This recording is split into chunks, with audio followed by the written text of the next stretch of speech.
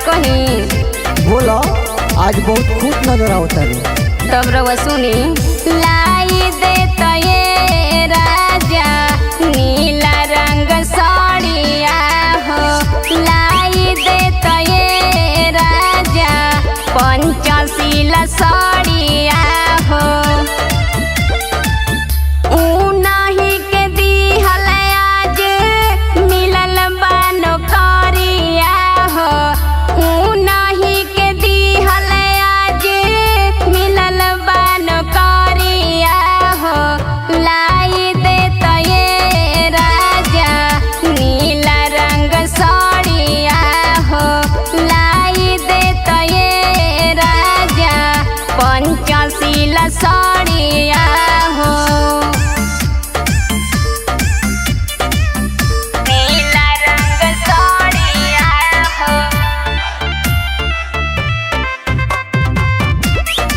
देखी एगो और बात सुनी ध्यान से।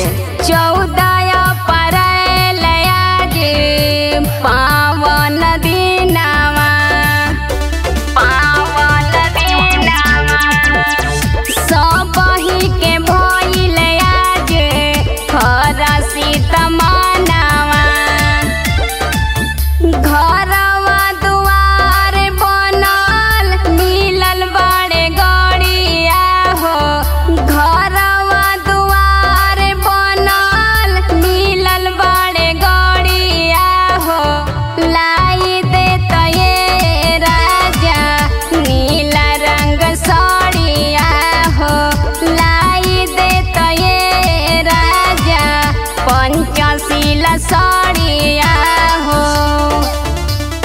बालाजी स्टूडियो दिल्ली। नीला रंग साड़िया हो,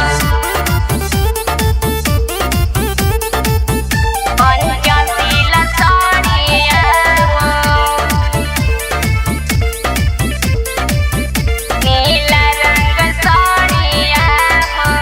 देशवा गुलाम रहल दिहल धियानवा, दिहल धियानवा।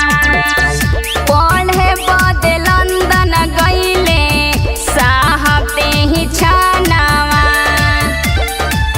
17 गो डिग्री लाए साहब वही घरिया हो, 17 गो डिग्री लाए साहब वही घरिया हो।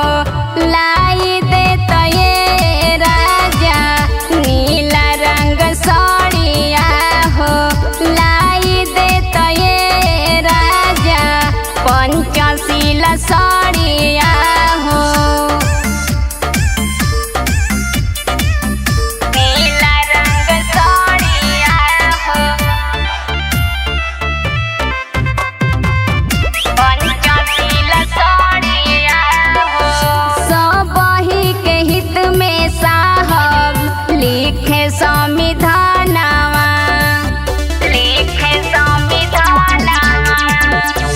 देश विदेश में आज पूजेला चरणवा। आजाद से सुनीता आज पढ़े आंगनबाड़िया हो, आजाद से सुनीता आज पढ़े आंगनबाड़िया हो।